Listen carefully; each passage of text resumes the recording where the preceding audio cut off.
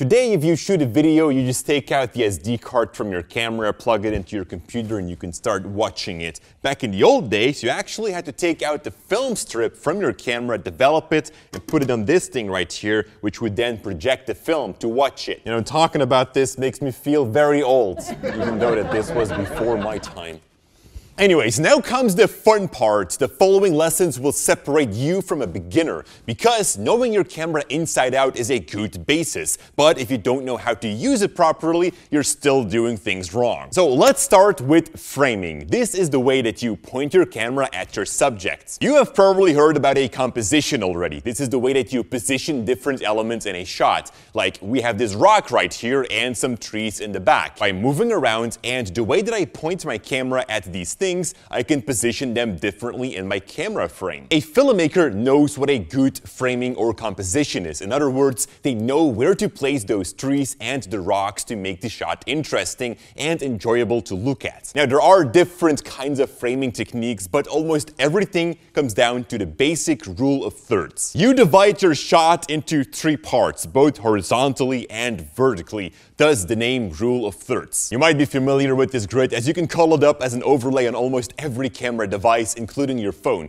It's usually referred to as a grid. So this is a guideline that we can use to align different objects. And let's start with the basics. We're filming a landscape, which is being divided with the horizon. The idea is to place the horizon on either the upper guideline or the bottom one. That is going to depend on what you want to show the most. Are that the clouds, or is it perhaps the landscape itself? If it's the landscape, obviously you put the horizon on the upper line. This is a balanced shot. It's pleasant to look at because we've aligned it to the rule of thirds. Now let's bring a subject into the framing, such as a tree. A tree is tall, so we can't position it on the horizon guidelines. We're going to use one of the vertical ones, either the left or on the right. At the same time, we're going to keep the horizon on the upper line or perhaps on the bottom one. So a composition are always going to be multiple objects or subjects that need to be aligned. And just like with the horizon, think about what area is more important to show. Is that the left or the right side of the tree? Depending, you'll choose to which guideline you will align the tree to. Now, sometimes your subject or main focus is much smaller than the surroundings, such as the talent here who's sitting on a rock in the far distance. In a case like this, we could position them both on one vertical and one horizontal line,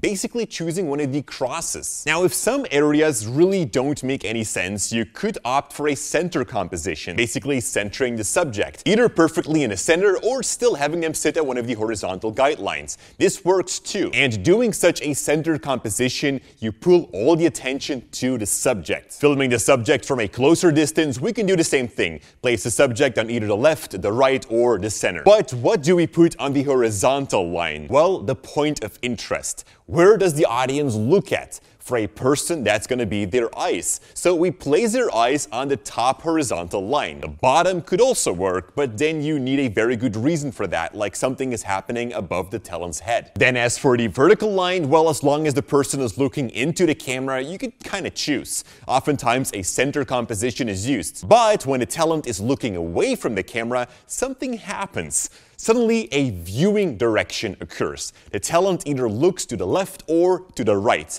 In our composition, we need to give some room to this viewing direction. So, when your talent looks to the left, we'll place that person on the right vertical guideline with the viewing space on the left. And of course, vice versa. Now, this rule does not only apply to people, but to basically anything with a face, such as animals and statues or teddy bears. In fact, it works with anything that has a front and a back. Think of a car. It doesn't have a face, but it does have a front. So make sure to give that car some viewing space. And lastly, there's also walking space. If a human walks into a certain direction, give them walking space. It's the same as viewing space. If they walk from the left to the right, you place that person on the left guideline and follow their movements. And again, this works with anything that is moving, including cars, planes, animals, and whatnot. Of course, this only applies when you're following a subject. When you have a fixed framing and choose to let the subject run through the shots, you don't have to give them walking space, obviously. But that is how the rule of thirds works, and depending on which areas are the most interesting, where the subject is looking at or moving to, you place them on one or more guidelines. In the next lesson, we're going to work some more with the rule of thirds and focus solely on people.